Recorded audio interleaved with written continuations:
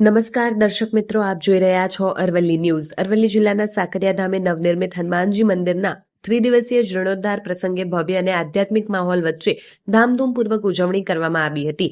આ પાવન અવસરે હજારો ભક્તો અને દર્શનાર્થીઓ ઉમટી પડ્યા હતા, જેના કારણે સમગ્ર વિસ્તાર ભક્તિભાવથી ગુંજી ઉઠ્યો હતો.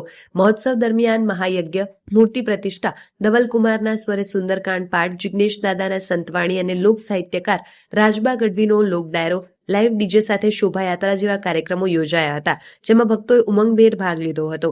ખાસ આકર્ષણ રૂપે સાકરિયા ગામની દરેક સમાજની દીકરીઓને ભાવભીનું આમંત્રણ આપવામાં આવ્યું હતું. પોતાના પિયર સમાન ગામમાં યોજાયેલા પવિત્ર પ્રસંગે 1500થી વધુ દીકરીઓએ ઉપસ્થિત રહી હતી. કાર્યક્રમને વિશેષ ગૌરવ અપાવ્યું હતું.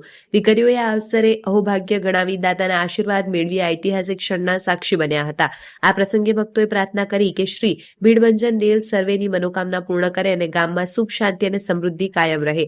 સમગ્ર કાર્યક્રમ ભક્તિ, એકતા અને સંસ્કૃતિનો અનોખો સંગમ બની રહ્યો હતો. વૈભવ રાઠોડ, અરવલ્લી ન્યૂઝ, મોડાસા. હું પટેલ કામિનીબેન દીપક કુમાર.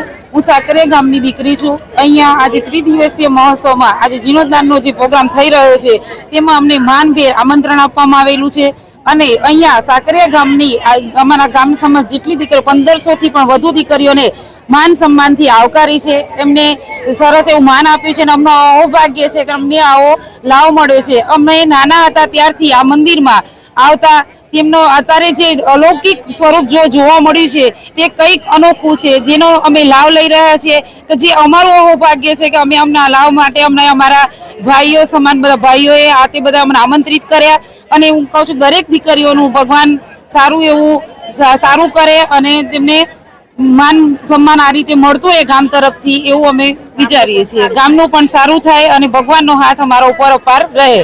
શ્રીરામ. હું પટેલ ધ્વની અજીતકુમાર. હું મોડાસાની રહેવાસી છું, પણ મારું પિયર સાકરિયા છે. આટલું નવનિર્માણ મંદિર બન્યું એ આટલું ભવ્ય એ ખબર જ નથી, પણ આટલું ભવ્યથી અતિ ભવ્ય બન્યું એ આ ગામના પરિવારજનો, ગ્રામજનો, શહેરજનો થી આ મંદિર બન્યું છે. અને અમારી ગામની દીકરીઓ, બધા સમાજની દીકરીઓ, એને પણ આમંત્રણ આપવામાં આવ્યું છે. મને પણ આમંત્રણ આપવા આવ્યું છે. હું પણ એક દીકરી જ છું. એનું મને ભાવભર્યું નિમંત્રણ છે. મને ખૂબ ખુશી થાય છે કે આ મંદિર બને છે અને અમારા દરેક ગામની દીકરીઓને કંઈક ગિફ્ટ આપી છે. કોઈ બી ગિફ્ટ, એવું નથી કે કોઈ બી ગિફ્ટ આપવામાં આવી છે અને મને ખૂબ ખુશી થાય છે. મને આવો મોકો મળ્યો અને હું યજમાન તરીકે બી બની છું એમ. અને ચલો, જય શ્રી